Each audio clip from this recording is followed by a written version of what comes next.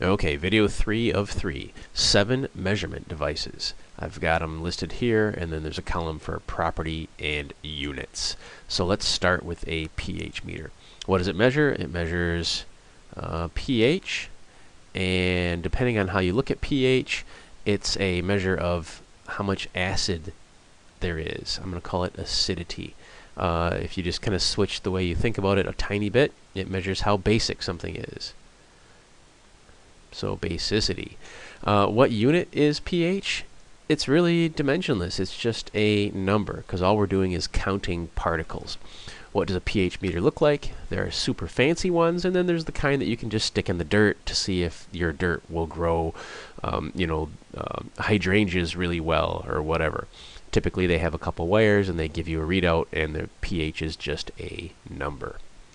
Moving right along, next we have a protractor. What does a protractor measure? I'm going to say that it measures the property of direction.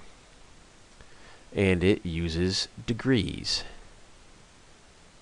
And what does a protractor look like? You better know as a student. You've probably used these things many times. It's got all these degrees marked out from 0 to 180.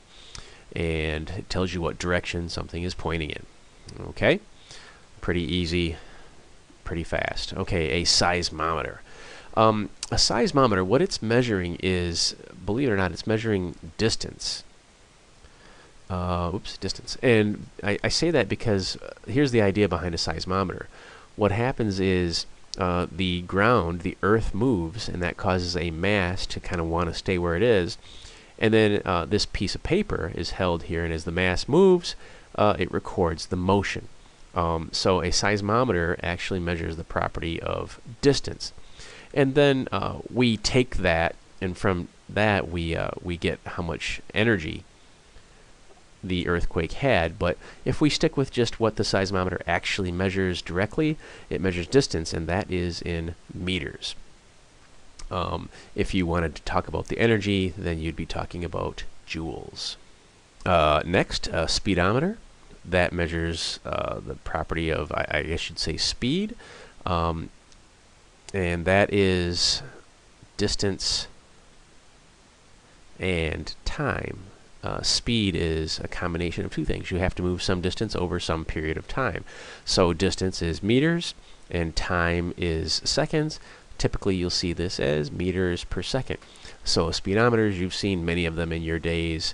They go from 0 to whatever. Okay? A thermometer. A thermometer measures the property of particle motion. And I might be speaking blasphemy here, but that tells us the amount of energy inside of something. Typically in science classes, usually we're talking about liquids, but it doesn't have to be. So a thermometer then, the unit is degrees. But if we're switching to talking about energy, once again, that is joules. Next, moving right along, a watt meter. That is the property of power. We're measuring power. What is power? Power is how many joules of energy you use per second.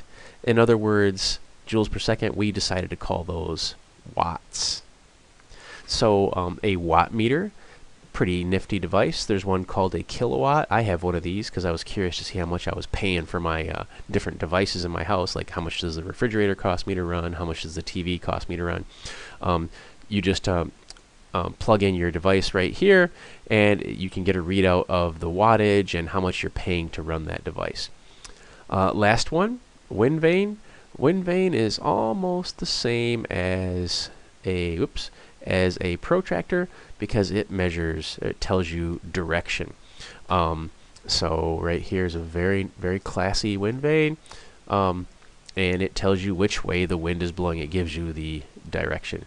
And this one also has an anemometer on it. It has a wind speed meter on it too. But anyway, wind vane gives you the property of direction. And the unit of that, I guess I would say that's going to be degrees. Although typically when you're looking at a wind vane, people are just saying, yeah, north, south, east, or west. But those all have degree numbers associated with them. So this one turns out to be less than 5 minutes if I hit the stop button now.